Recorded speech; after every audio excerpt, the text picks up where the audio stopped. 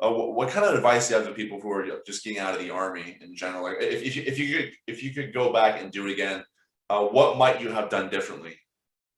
Yeah, for people getting out of the army wanting to chase creative careers, or just sort of in general, just transition, or is that what you mean? Yeah, just in general. That's the first part of the question. Yeah. Yeah. So I mean, I think that's you shouldn't just get out of the army and just jump into the workforce. You need to decompress, and you need to sort of like find yourself and find the next step.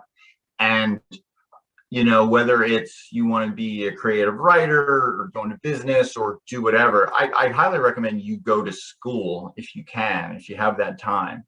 Um, and also to travel a bit to sort of just, process what it all meant.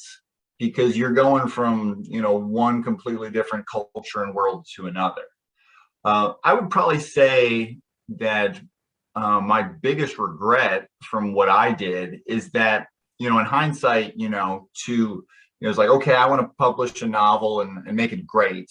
I would have, in school or just on my own as sort of a side, I would have taken some more creative writing courses. Hmm. I feel that, I caught up, and had enough good examples and resources to help me on that. But if any of this could have been defined earlier for me, maybe it wouldn't have taken me 7 years to write my first novel. Okay, interesting. Yeah, because that's something I learned too. I mean, for me personally, it's I guess the issues I ran into, it just trying to find the right people too. And I think what's good about this, for example, is people can find me or you and have that conversation about, hey, what should I do? Yeah. How maybe you could be like a mentor to someone to get through at least a process for some of this stuff. And that's one of the things I probably, I mean, it's different for me though, because I'm married, right? I was married when I got out of the army too. And so I kind of had to, support my marriage in a way. And I was kind of, I grew up in Southern California, so it was really convenient for me to live, with my in-laws, because my in-laws also live here too as well. So my wife and I lived there for a while, and we tried to take advantage of that. So I, did unpaid internships. I did, for example, I did, fellowships that paid barely anything to try to explore that stuff. And then it got to a point where it was like, okay, this runway is really short right now. I gotta, I have a life that I still have to live too. And so I went and I kind of jumped in the workforce again, and I kind of did it haphazardly. And my current day job is I'm a sales guy.